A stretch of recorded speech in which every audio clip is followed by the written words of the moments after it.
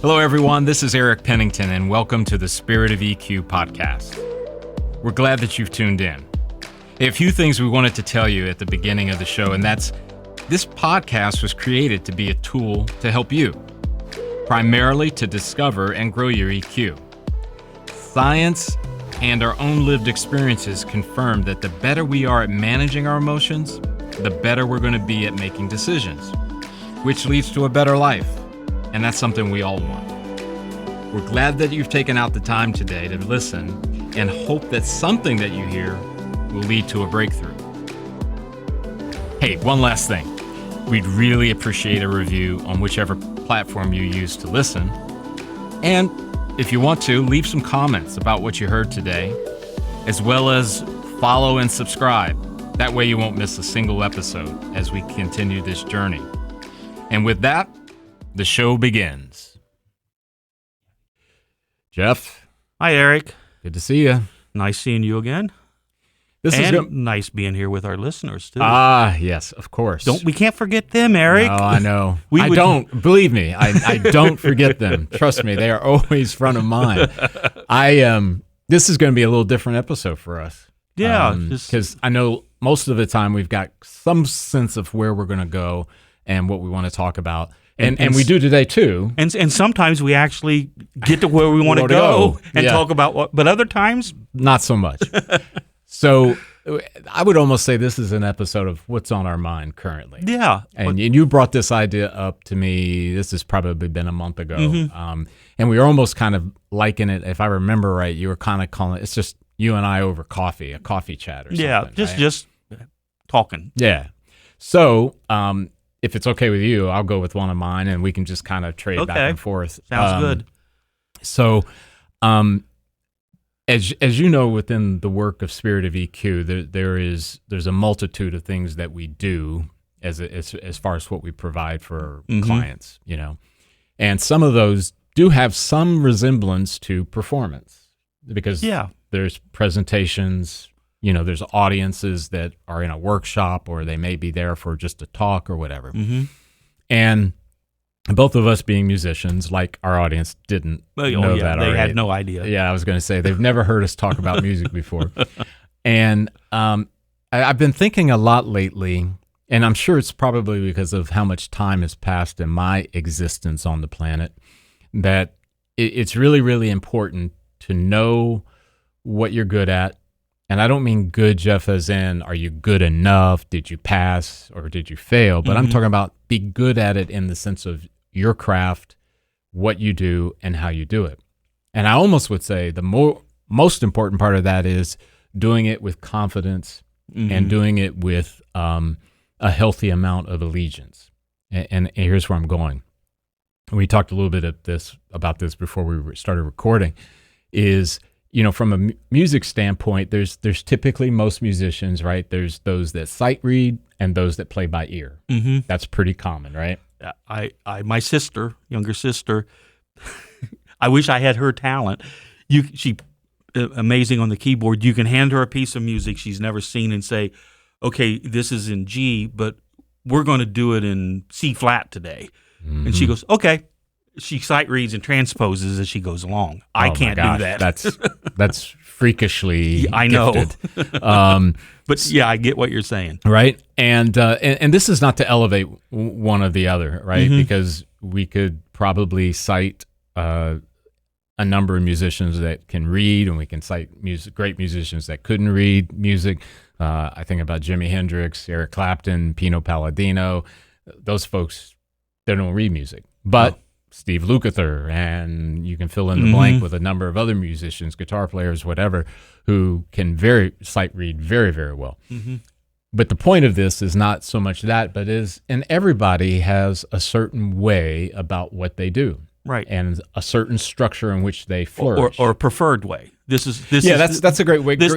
I prefer this because this is where I'm the most comfortable. Right. And maybe even beyond most comfortable, it's where I know that I will be able to deliver the best of me and what my talent, my gifts are to the world. Right. So I really want to clarify that, Jeff, because it's not about like, well, I only do this type of thing versus that type of thing. And if you need someone who can do this, call me, but don't call me if you've got something like that. It's much deeper in its form. And I would dare say, as I'm going to give you an example, just as this has been on my mind, I want to go back to the vigilance and the idea of allegiance to what you do and when is it you're at your best, right? Okay. So in situations in life, right, we're obviously in our endeavors, we're going to be called upon in order to do some of this type of work. Fill in the blank. It doesn't have to be music. It doesn't have to even be the work that we do as far as workshops, presentations, on and on. But at some point, we get called into doing things that don't fit you mentioned it, what we prefer. Our wheelhouse. Yeah, our wheelhouse, right? And I don't know about you, Jeff, and I would imagine the audience, there's probably those out there who you've taken a gig because you felt obligated, you needed the money. I mean, whatever the case might have been, right? And I'm not here to judge that, to say if it's whatever. I'm just saying we've all been there, right? But what I think I've found, even as I look back over my history, that even in those times when I took the gig because I needed the money, I took the gig because I felt obligated. If I compare that to when I took a gig where it was a fit for my gifting talents and how I felt afterwards, or quite frankly, how I felt during and afterwards, it's almost like night and day. When I do the gig, or when I did the gig that was obligation, I have to do it for survival, whatever. And again, I just want to stress, it's not judgment. I'm not saying that if you ever took a gig, life happens. Life happens. So call it neutral, right? But if I soberly assess between the two, and again, how I felt in doing it and how I felt afterwards, it's markedly different. So what do we do as we go along and we're building our craft and we're growing in it? Maybe in some ways we're perfecting it. And inevitably we get the call. Hey, I need you to do this gig. And we know it doesn't fit within the wheelhouse, as you alluded to. So what do we do? You know, that's an interesting question. I think there's a myriad of ways to look at it, but when I've been in a situation like that, whether it's music or anything else, actually, I always strived to make sure that I added to what was going on. Regardless. Yeah. If I was able to go in and I prefer unstructured, that's just who I am, not give up on being able to do that. So the things that I would have, if we're talking music, the things I would have played in the unstructured thing, save those for some other time. But then what can I do to add to the structure? And if we're talking playing bass, maybe I spend a lot of time anchoring instead of. So you're showing a bit of flexibility inside of that particular reason. And quite frankly, I think that's really good because, again, life happens. And there are some times when there will be the proverbial gig that is not totally a fit. I think, Jeff, though I don't know if it ever becomes this, we hit some level of perfection with it, I think there's this examination of self-knowledge. You mentioned your wheelhouse. If we said that that's sort of the imagery, right? That's sort of the metaphor. Okay, do we know our wheelhouse? I mean, do we really know what's in it and the why behind it? You just activated my metal or motorhead thinking. A wheelhouse is where the boat's controlled. You steer it. You tell the engine room what to do. You figure out that's where awesome. you're at and where you're going. Yeah. So use what you have in your wheelhouse. Well, and I think it also speaks to, if you don't know what's in your wheelhouse, that seems like a recipe for chaos. Mm-hmm. Right? And maybe disaster, and disaster in quotes. But I think, and especially when I think about emotional intelligence, for example, there is this idea that it implies, especially when we think about the life pursuit of know yourself. It is a journey, and I've used this many times, probably on the podcast, certainly outside of it. Mm-hmm. I want to get to know Eric Pennington more and more and more and more, and the implication of that, Jeff, is where I'm going. Mm-hmm. Because the more that I know about Eric Pennington, the better I'm able to go, hey, wait a minute. This particular, again, gig in quotes, is not a fit. It is. And yeah, then at that point you evaluate. Mm-hmm. Has life happened and I need to eat, right? Or has life happened and maybe the client or the situation, they didn't tell me everything about it, and I'm there. You've committed. I've committed. There's really, you got to do what you just offered up, which is I'm going to contribute something to it the best of my ability, recognizing that it's not entirely or at all in my wheelhouse. You're not going to get my best, but you're going to get my best. That's a good way to put it. Yeah, that's a good way to put it. You're going to get the best I can do in this situation. Yeah.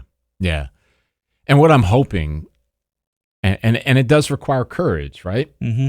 Because, Jeff, if I said, hey, I'm really counting on you to come to do this thing, and I really want you there, and man, you're the right guy, and I know you're going to be great at it, and I just really hope you'll be able to. And so I'm applying pressure, right? Mm-hmm. And then you ask me, well, what is it? Give me the details, Eric. And it's like each one is like a check the box of it's not in my wheelhouse, not in my wheelhouse, not in my wheelhouse. It would require courage from you to say to me, hey, Eric, I don't think I'm the right person. I think you should probably be exhausting your list with other people because I don't want to disappoint you, but it just doesn't, it's not a fit. Right? I mean, would that be accurate? Yeah, I think that's the way you should approach it. And we're the Spirit of EQ podcast, so what EQ is in that? Recognizing how you're feeling. Yeah. And Jeff, you just struck a chord there, because I'm going, it's this idea about, once again, about the recognizing of patterns. Mm-hmm. And this happens. This is a very, very important skill for those of you in the audience. I mean, it really is, and it applies so vividly to me. In that moment, let's just flip it and say, Jeff, you came to me, okay, right, and laid out all these different things, mm-hmm. and I'm going, it's not in my wheelhouse, it's not in my wheelhouse, not in my wheelhouse. Then I got to pivot to, okay, Eric, this is probably the part where you're going to feel a lot of pressure because you don't want to disappoint Jeff. You think the world of him, and you're hoping you don't want to hurt his feelings. And this pressure is real, Eric. So you need to really take a step back. Mm-hmm. And hey, there's my consequential thinking tool. Yes. What's the cost and benefit of my decision? Because if I say yes to Jeff, okay, there's probably not going to be a lot of benefit. And the cost might be, I'm going to get into something that, I may be able to give my best, but is it? That situation where you're describing that you get yourself put into, okay, I go against recognizing patterns, I go against the consequential thinking, the whole thing, and you do it, and it tanks, whatever it is. Yep. That it could very well be your last ruin your chance to do the things that are in your wheelhouse. I am so glad you mentioned that, because time is not some infinite, endless reservoir that we can just keep drawing on. I mean, I think you really hit it there, because the time that you spend in that thing that you knew going in was not a fit is time taken away from you participating, being involved in the things that are. And I hope our audience understands, Jeff. I'm not talking about this is what I want to do versus this is what I don't want to do. A lot of this has to do with alignment, right? Because one thing that hasn't been mentioned here as we're talking, what if the next person on Jeff's list is the person? Right. Maybe it wasn't his first choice. Maybe he thought I was the greatest choice to make, but Eric had the courage and he said, Jeff, not for me. I'm not your guy. And then you go, okay, Eric, I understand. I get it. No problem. And then your next call is just what you need. Or what would, if in this case I asked you, you said, no, this isn't for me, but then you go, Jeff, call Brett. Yeah. That strengthens. Yeah. That is taking it to another level. I mean, I think that's that. I mean, I don't want to belabor too much on the competencies, but then I think that's intrinsic motivation. That's, hey, I'm not the guy. It doesn't fit me, but hey, you know what? Have you thought about Brett? Right? That kind of thing. Yeah. I guess maybe the last thing I think about within this to kind of bring it home for me is I just really think we have to be vigilant about knowing what is in our wheelhouse and why, so that we position ourselves wherever it's possible, wherever we have been given the authority to be involved in the things that are a fit for that song, for that fill in the blank, whatever you would lump into the art, whatever that may look like, the art of accounting, the art of music, the art of fill in the blank, whatever it is. Because I think far too often, and some of it I understand, societal wise, at least here in the United States, there is not a lot of emphasis on, the part of our brains related to emotions and spiritual. Get that.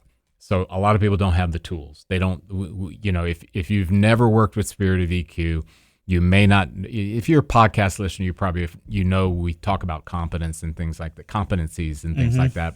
But even within that, Jeff, I mean, I brought up, hey, this is where you could use, the recognized patterns, and then you can go to, well, Jeff, that's because as practitioner, right, as someone who has been a student of this, I apply it in my life.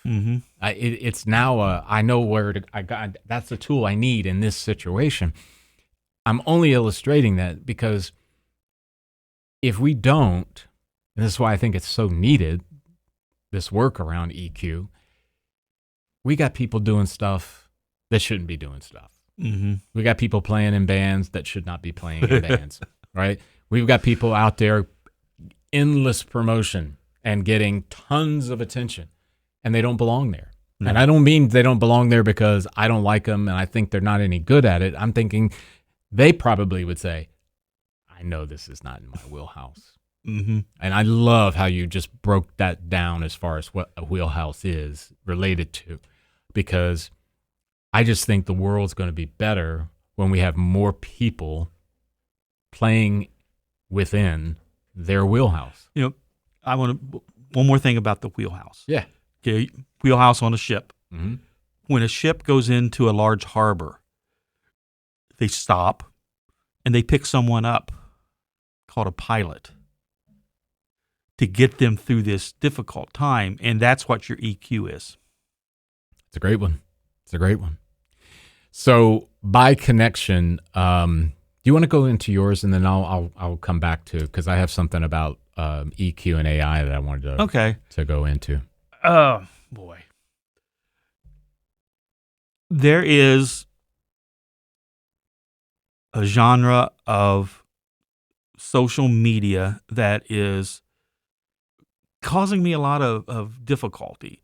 It's it started out relatively harmless. It's the prank videos, like you jump out and scare somebody or something like that, right. and to get it's funny, haha. But now it's getting into the realm of just horrible behavior that people are doing to the point where it's causing damage. Mm-hmm. I'm not going to say their names. I don't want to promote them, but if you're familiar with the Sentinel Islands, which is an island off of India where there's a tribe of people that do not want to be contacted. Mm-hmm. They do not want any contact with the outside world. A couple attempts have been made, but the Indian government has made it illegal with jail time to do it.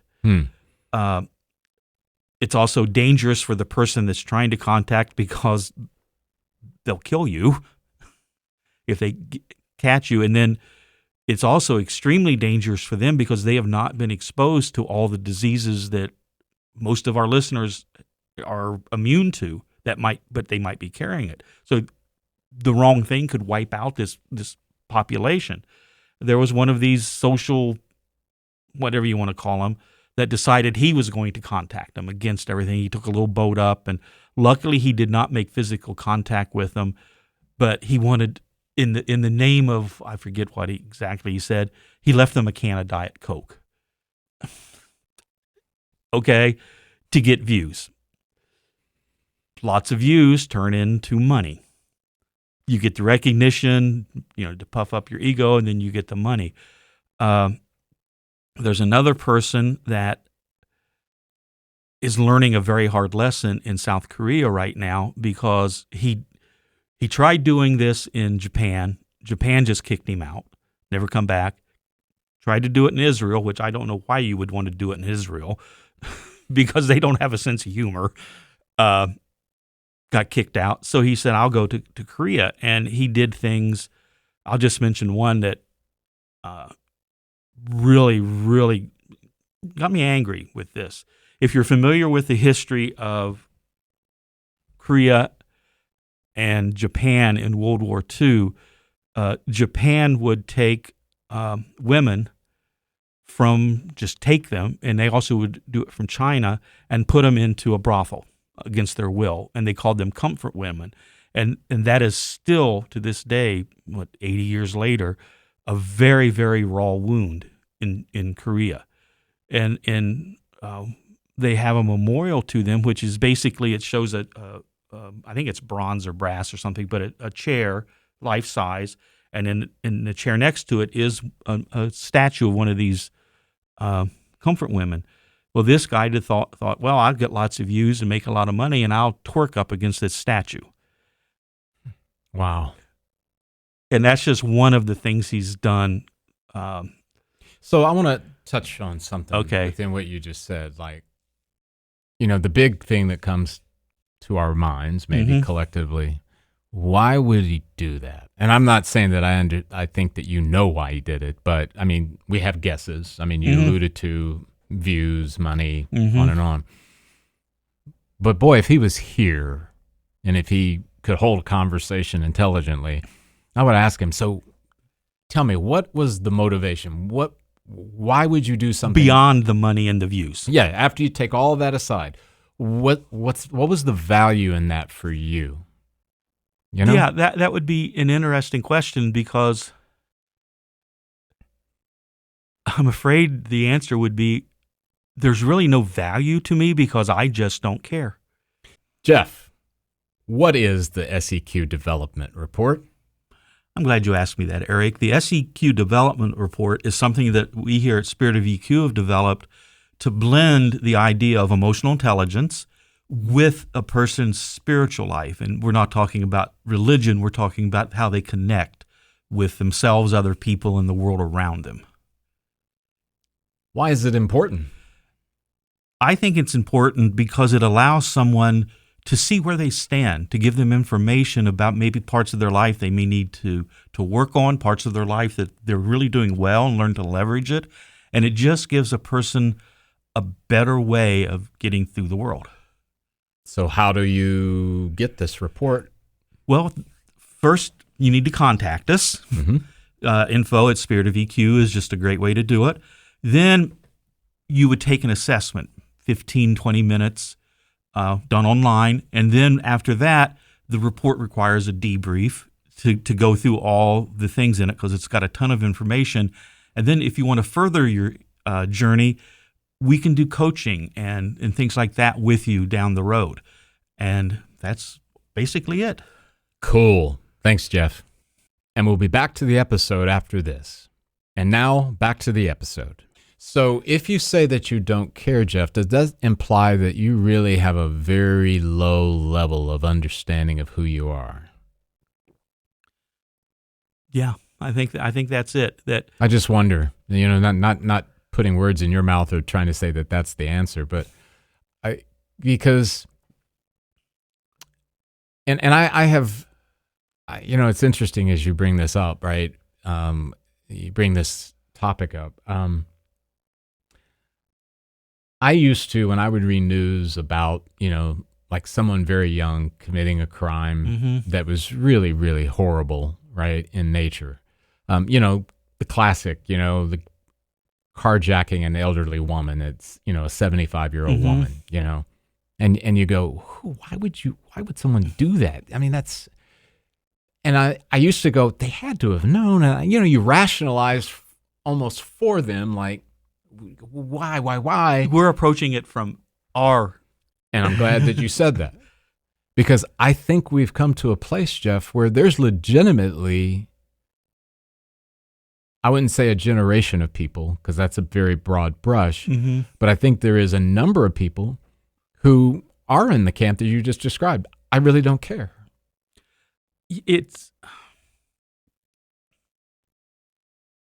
I've tried wrapping my mind around this as many different ways as you can think of, and I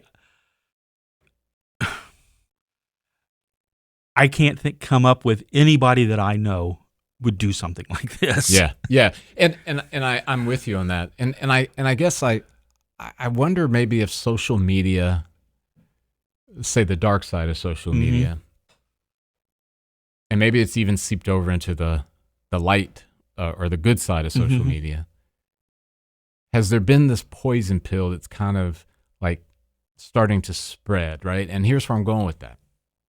On a much lighter note, there's a lot of, quote, hilarious reels and videos. Yeah, right. You can go down a hole and you can spend an hour, and it's fun. Okay. And as you and I both know, I would say, Jeff, I don't want to speak for you. Okay.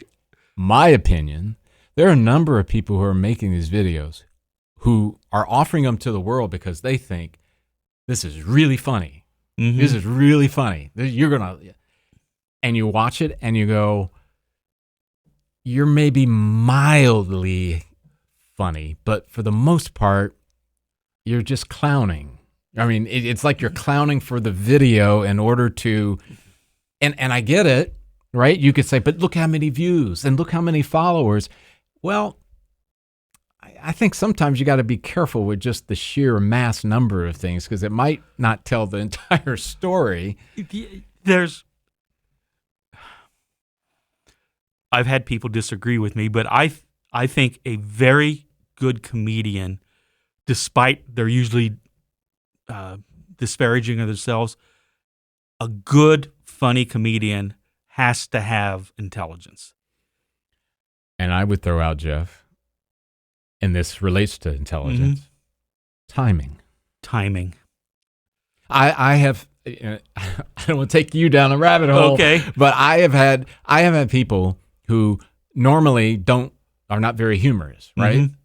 And you can be sitting there with them over dinner or something, and somebody's like, I'll bring up, well, did you know that Jeff fell off his motorbike today? And they'll go, well, that serves him right, because he always is falling.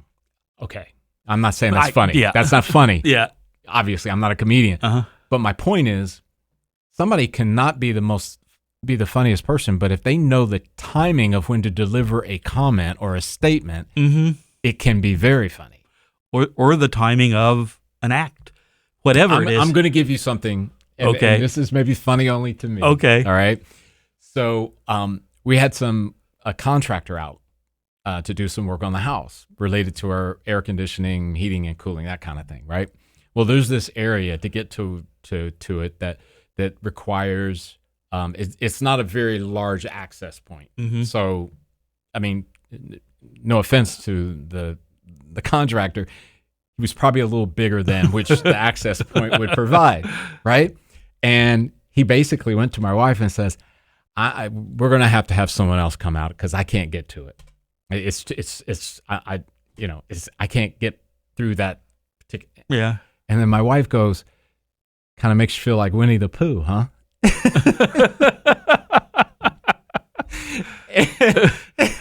And and my wife, certainly she's not a stand-up by any sense, but in that moment, after that comment, she understood timing, boom, drop it. I think, Jeff, a lot of those videos, I got to be careful in saying a lot. The ones that I have seen, mm-hmm. the timing is lacking in the supposed comedic video. But you said intelligence, and I went down that road. But no, but yeah, there's some intelligence in that because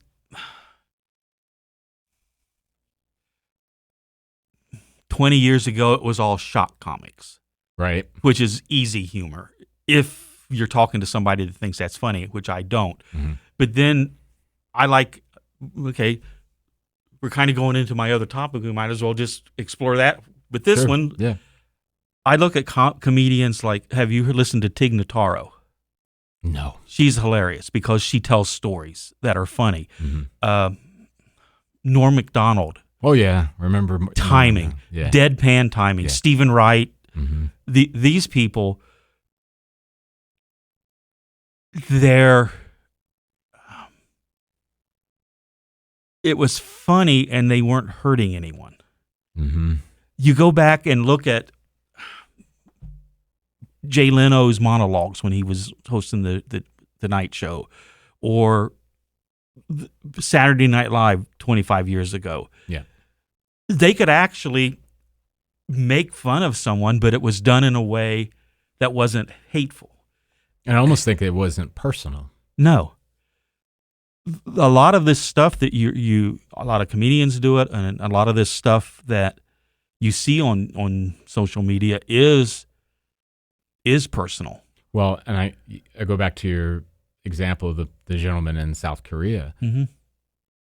To do that kind of thing in that subject matter, mm-hmm. in that real world, it happened, it was a big deal. That is personal, because there could have been someone out there, I'm sure there were, people who said, hey, my grandmother, and someone else could say, well, yeah, and my sister and my fill in the blank. That's personal. And, as we're a show on EQ, a tremendous lack of self-awareness. And if somebody said to me, hey, but that guy didn't know when he was twerking on that statue what it was all about. He just saw a statue and decided to do it. I wouldn't buy that. Even if you don't, a normal person, well-adjusted person, a well-adjusted person would, okay, why is this here? What does this mean? Before you make the decision. Yeah. Well, and you were talking about consequential thinking. He did suffer consequences from that. Mm-hmm. One was very soon because a South Korean version of what we would call a SEAL ran across him, and it didn't go well. Oh, well. The SEAL got fined like $7,000, and a bunch of people raised the money for him. Well, that says a lot. Plus, now he's facing up to 31 years in prison for what he's been doing.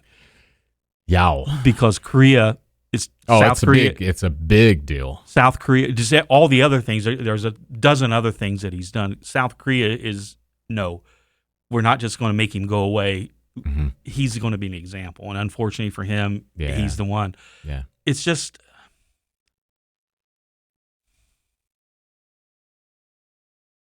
We're losing our sense of humor about what is actually funny. Yeah. Do you believe that there's a common, like a level of like what is true, meaning what is true comedy and what is true humor? Mm-hmm.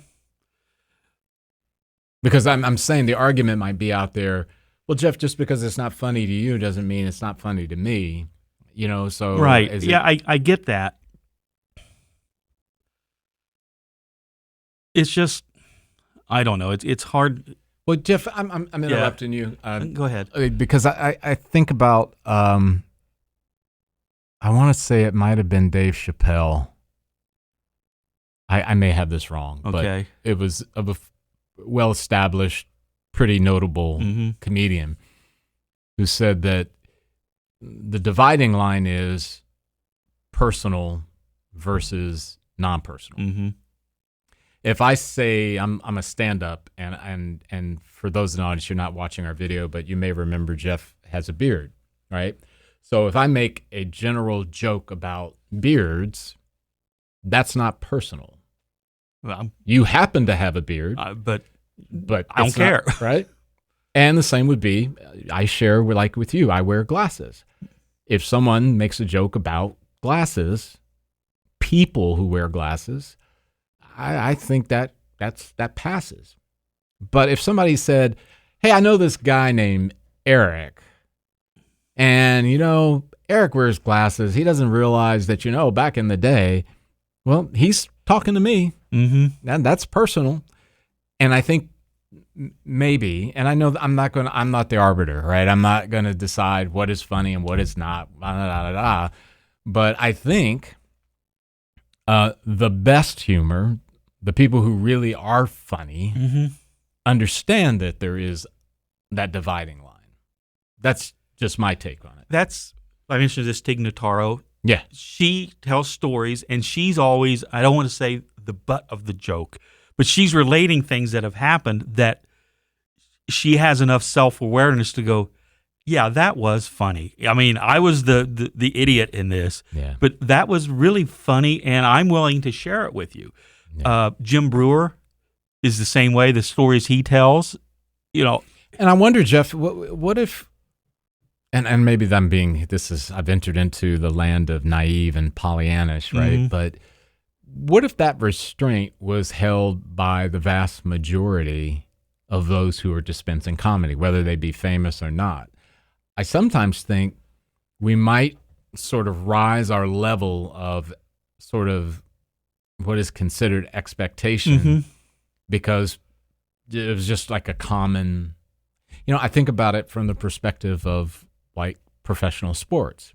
You can go to basketball, football, whatever you like. If you're in the professional realm, there's a certain level of professionalism that's expected.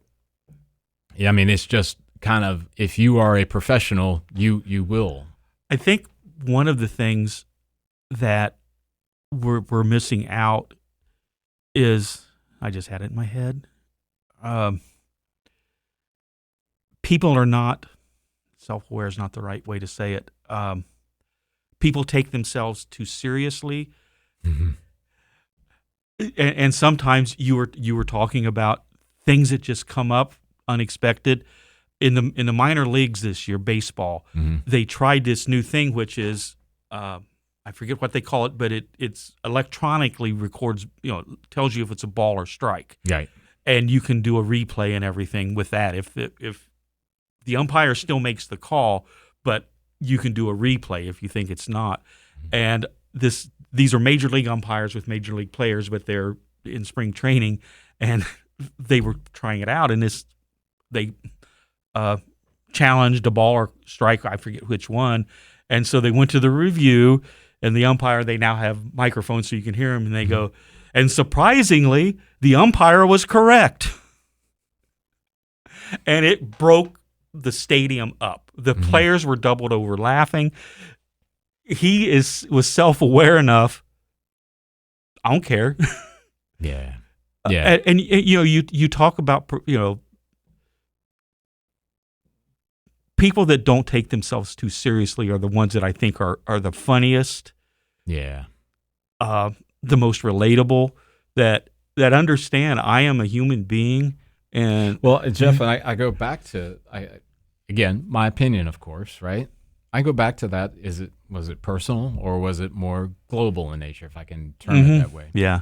Because to me, I mean, I got all kinds of things that could put me in a category of an opportunity for practical humor, right? I mean, where you could find a lot of one-liners. But to your point, I don't take myself so seriously that if somebody makes a joke about glasses, I'm going to like, oh, it's the end of the world. How could you say that, right? Right. If I took myself overly serious, I'm sure anything that you would say that I might construe as being directed at me, I'm going to be upset about it, which would, and there's nothing wrong with someone who maybe makes the comment to apologize for it because it offended me or made me feel whatever.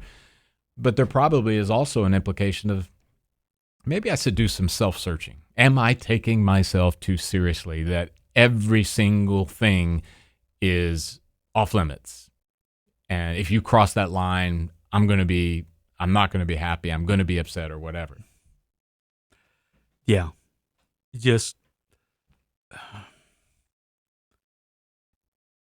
We just need to be aware.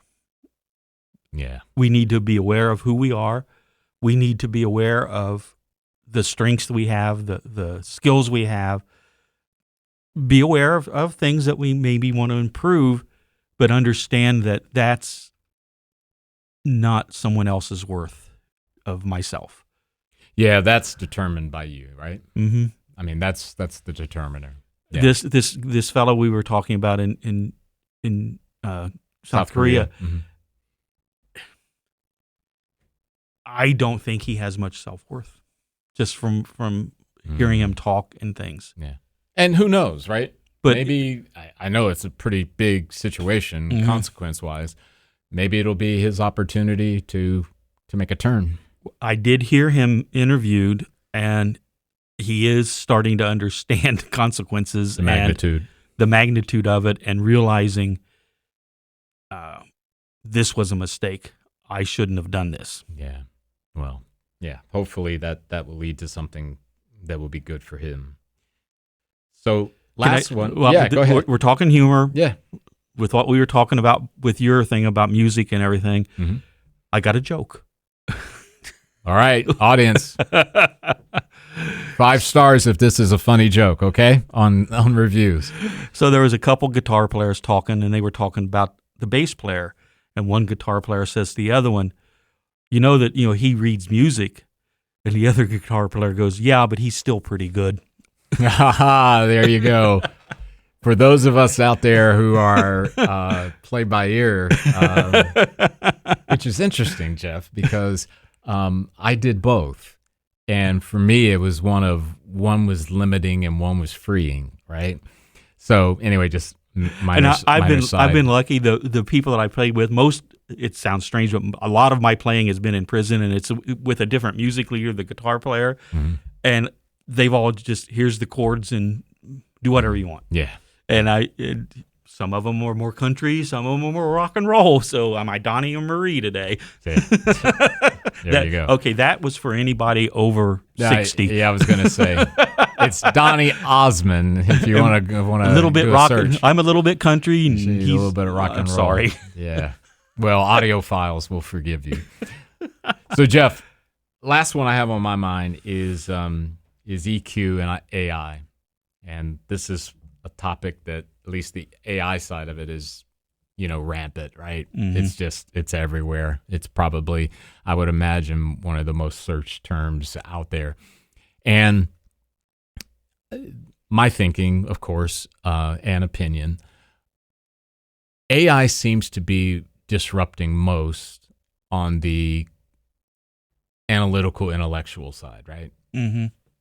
Because ultimately, it's sort of disrupting where the answers are found and how fast they can be obtained, right?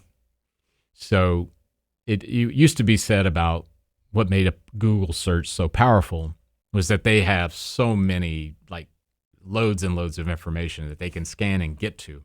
And if you think about it, just at a global level, right? If everything that's ever been done, everything that's been created as from a man-made perspective, and maybe even outside of man-made, if it's accessible and if you can get to the information, and that can be everything from how does an engine in a Kawasaki 575 motorbike, not that I don't know if that's exactly a motorbike, but I'm using the example. Close. All right. How does that motor work? Why is it that it requires gasoline versus fill in the blank? You can find the answer, right? And it's powerful. And I think AI is now taking it to another level of where it's not only that you just get the raw information, but you can sort of, in some ways, it can be customized to what it is you're doing, why it is you're doing it, meaning, and again, I'm just coming at it from my angle, Jeff, so I want to make sure that that's noted here. If I want to know why that Kawasaki fill in the blank, I can put into an AI chatbot that, and the reason why I want to know is because I'm debating on whether or not I want a Honda versus a Kawasaki, because I am the type of motorhead who drives or rides in certain environments, and I typically like to drive or I like to ride in rain. I don't want it to be sunny. These AI chatbots, more and more and more, they're able to understand. So when they give you the information, they're giving you information that's rather customized. Yeah, and I'm going to go back to my high school days. Went to a small school. There was 100 kids in my graduating class, but I was blessed with exceptional teachers. And the best teacher, and I've probably mentioned him before, was small school, so I had the same science teacher for 4 years. And 1 year, 2 classes in a row. Mr. Wilburn, he was more in concerned with how we got to an answer than necessarily the answer. Yes, and I'm glad that you mentioned this, Jeff. I'm really glad, because some out there might be wondering, so what does this have to do with EQ, Eric? Great, you know a little bit about AI or a little bit about AI chatbots. With this disruption, what is going to be needed most in the future, in my opinion, is just what you said. We're going to need people that have the drive to find out. And not only that, Jeff, but not the drive to find out how. Yes. Thank you. That's a better way to say it. Yeah, because that does not come from AI. That comes from a different area of your brain, a different area of your, what we used to say, soul. So I could almost imagine, Jeff, there's a chat bot that responds, I don't know what you want me to do with this here, because you're not tracking. What do you want me to do for you? Right. Right. You gotta give me more information here, right? And I'm saying this to say that I am of the mind that as AI continues, and probably will at a pretty fast clip, disrupt the knowledge base, if you will, what will be needed. And I believe that the spiritual and emotional part of us, not only that, is going to be vitally important, because, for the longest period of time, and I think in the modern Western world, we've gotten really, really far because of our intellect, the discoveries made, the innovations. And most of those came from the knowledge that we were able to obtain, whether it was through X number of years of college. I don't even think we need to say Western world. You go back to how many things came from China that we use every day. Right. And my point within this... it's all connected now. Yeah. That process was from a human who was, okay, do we have the information? Obtain the information. You and I sit down. We build a product. We work on. We get others to come in. And I'm not saying this to say that that's never going to happen again. That's going to go away. My point within that is it's less and less of that. Right. There's a difference between curiosity to get an answer or just wanting the answer? Great point. And I think that connects back into discovery of how, okay? Mhm.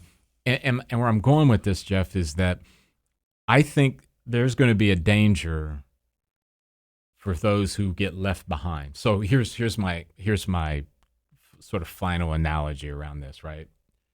So let's look at muscle, the human muscle, right? Mm-hmm. And you, for the years and years and years, decided, I really need to have strong arms, biceps, triceps, all of them need to be strong because I'm going to be lifting things with my arms. I need them to be as strong as possible. So you go to the gym and you're always working on your arms. You're always working on your arms. But you don't pay much attention to your legs. You're like, yeah, but I really need strong arms. So that continual process of looking only focused in on your arms will leave a blind side and a deficiency when someone says, knock, knock, your arms are no longer needed because we now have this solution that takes care of all that hefty lifting. So you're not going to be doing heavy lifting. What we really need is those that have these legs because this is more of a walking, running situation now. Well, where will you be? Mm-hmm. You'll be deficient because that muscle that was in your legs has now gone to atrophy. Now, it doesn't mean it's impossible for you to, do something to start working on that. Mm-hmm. But Jeff, you and I both know it's really, really hard while the game is being played to pivot. Mm-hmm. This has been said in professional sports. A baseball team, a football team, a basketball team, their style of playing is what their style of playing is. Right. Currently right now, I'm not sure where it will be when we drop this episode, but the NBA playoffs, all right? And my son loves the Boston Celtics. They're a great example. And the Boston Celtics are that's what they do. 3-pointers. They're so heavily on that, right? Mm-hmm. And if those shots aren't dropping, that's a problem. Or the other team goes, they're not going to get those. Right? Yes. Okay. All right. And guess what? Some of the calls were, why don't they just start doing this? This particular player should start going inside. Forget the 3-pointer. Get in there. And I love this commentator basically said, you're asking them to change how they play in the middle of an NBA playoff series. He hasn't done it all year. Right. There's opportunity for us today to begin to evaluate, and each person needs to do their homework to determine the role of AI and the role of the spiritual and the emotional. And as you know, Jeff, I'm not talking about spiritual as in religion. Right. All right. So it's a call for us. Today's a good day to start. Why don't you build that muscle on the emotional side and the spiritual side? Because I really believe we're heading to a place where it will be those people who have strong muscle in those areas that will be the ones that will be curious. They will focus on the how. They'll be able to have more think on the feet, more reflective, more understanding of nuance than for those that have been stuck building muscle in something that AI is going to render extinct. You mentioned the spiritual aspect with our model of spiritual emotional intelligence. It's about connection. And if I need to get an answer to something, am I going to be more connected to the AI answer, or am I going to be connected to that answer I put time and sweat in to come to an answer? Yeah, and Jeff, I can tell you in the work that we do, I see many, many leaders from all walks of life who've really not spent a lot of time on the emotional, spiritual side, and it's costing them. And I'm finding it interesting with the number of years I've been in this world of EQ, that how it's progressed. And there's a correlation, I believe, with the advancement in technology and it exposing that lack of what we've been talking about. I had fun today. Yeah. I hope the people listening did too. I think we're going to do it again anyway. And audience, if you don't like this, you know how to write a review. We hope that you did like it. And we look forward to the next time that we're together. Take care. Hi, everyone. This is Eric Pennington with The Spirit of EQ. I'm not introducing a new episode today. I'm here to tell you some things that might help you. Jeff, you're with me as always. So Yes. How do people get in touch with us? Well, the best way is just send us an email at info@spiritofeq.com. That's awesome. Jeff, I was also thinking about reviews, and I'm notoriously bad at asking for them, so reviews on all of the platforms wherever you get your podcasts. Yes. Do you think that'd be good? I think that would be great because, one, that will help us learn how to make better ones. And it's always good for us So to hear. we're not the perfect podcast hosts?